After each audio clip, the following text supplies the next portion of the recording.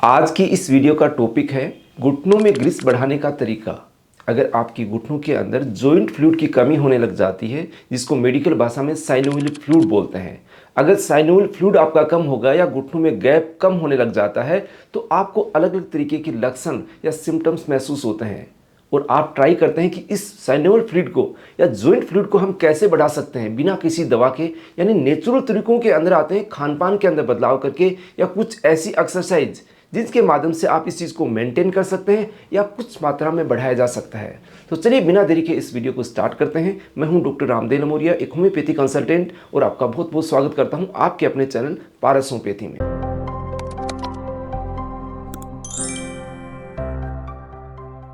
सबसे पहले एक छोटी सी जानकारी हम ले लेते हैं कि ये जो साइनोवियल फ्लूइड होता है, ये एक जेली टाइप फ्लूइड है जिसके माध्यम से हमारे घुटने लुब्रिकेट रहते हैं, आसानी से हम मूवमेंट कर पाते हैं। वहाँ पर एक शॉक एब्जॉर्बर का काम करते हैं, यानी दो हड्डियों के बीच में गैप को मेंटेन किए हुए रहते हैं।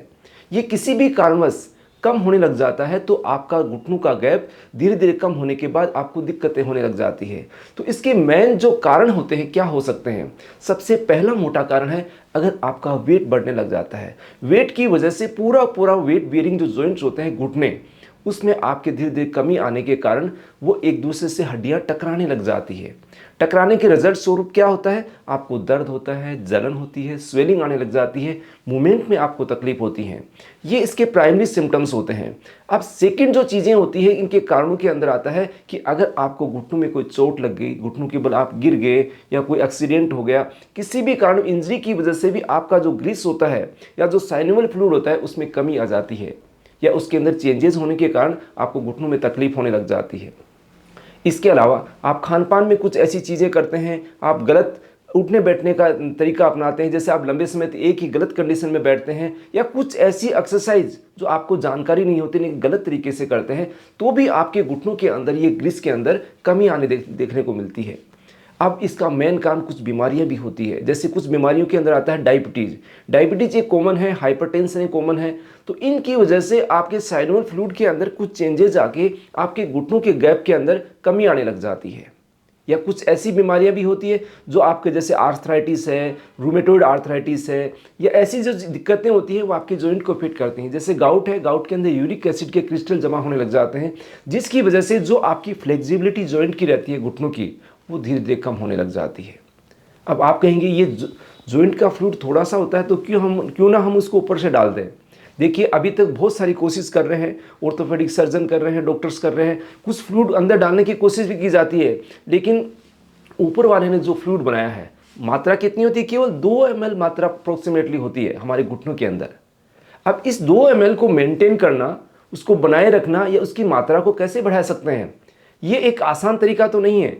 अदरवाइज आज के टाइम में जो आपने देखा होगा कि नी रिप्लेसमेंट होते हैं, घुटने प्रत्यारोपण होते हैं, ये क्यों हो रहे हैं? ये साइनोवियल फ्लूइड की कमी की वजह से ही हो रहे हैं। उसके कारण आपकी हड्डियां पास में आती हैं, टकराती हैं, एक दूसरी हड्डी डैमेज होती है। डैमेज होने के कारण क्या होता है?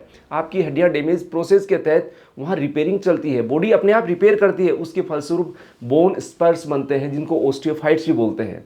वो धीरे धीरे बढ़ने लग जाते हैं। जो बोन मार्जिन होती है, हड्डी के जो आसपास का एरिया होता है, वहाँ पर छोटे छोटे स्पाइक जैसे नुकीले ऐसी हड्डियां बढ़ने लग जाती, उसकी वजह से आपकी दिक्कतें या कॉम्प्लिकेशन बढ़ने लग जाते हैं।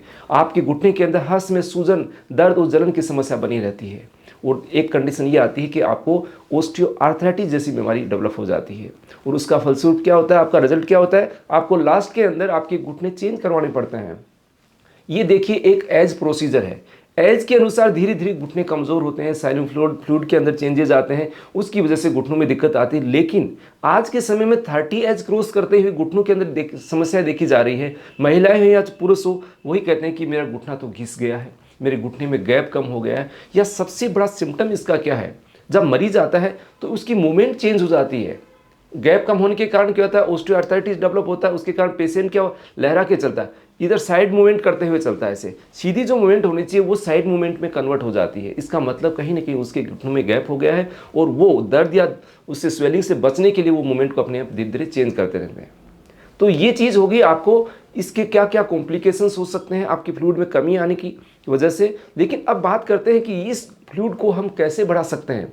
देखिए बहुत सारे लोग दावा करते हैं कि 2 दिन में फ्लूइड बढ़ा लीजिए, ये खा लीजिए, ऐसा कर लीजिए। देखो ये इतना ईजी नहीं है, इतना आसान नहीं है। अदरवाइज ये जो नी रिप्लेसमेंट हो रहे हैं वो नी रिप्लेसमेंट नहीं होते। लेकिन मैं आपको कुछ सजेशन देना चाहूँगा, कुछ प्रैक्टिकली चीज़ें बताना चाहूँगा कि कुछ के माध्यम से आप अपने साइनोवियल फ्लूइड या जॉइंट फ्लूइड को मेंटेन कर सकते हैं और कुछ मात्रा के अंदर बढ़ा के आप उन जो सिम्टम्स के अंदर जो आपको दिक्कतें हो रही है उनमें राहत पा सकते हैं। तो वो चीज़ें क्या है? सबसे पहली चीज़ है आप एक्सरसाइज कीजिएगा। अब मैंने कह दिया कि आप एक्सरसाइज करें, लेकिन एक्सरसाइज लोग क्या करते हैं कि यूट्यूब देख के करते हैं, कुछ वीडियोस देख के करने लग जाते हैं। उन घुटनों के अंदर आपको हो सकता है कम दिक्कत हो, किसी को ज़्यादा दिक्कत हो, कि अलग अलग तरीके की दिक्कतें होती है। तो वहाँ पर अपने आप एक्सरसाइज नहीं करें। हो सकता है आपको घुटनों को इतने मोड़ने की आवश्यकता है, इतने एंगल पे ले जाने की आवश्यकता है, उसके लिए आपको एक्सपर्ट ओपिनियन लेनी चाहिए। आपके घुटने हैं बेशकीमती हैं, आप नी रिप्लेसमेंट के कितने सारे पैसे लगाते हैं, तो आप फिजियोथेरेपिस्ट से कांटेक्ट कर सकते हैं, कंसल्ट कर सकते हैं। उसके माध्यम से आपको एक प्रॉपर एक्सरसाइज बताई जाएगी आपकी घुटनों की कंडीशन के अकॉर्डिंग। वो आपको बहुत ही हेल्पफुल होगी, आपके जॉइंट के मूवमेंट को इतना इंप्रूव करेगी कि आपको किसी मेडिसिन की आवश्यकता नहीं रहेगी।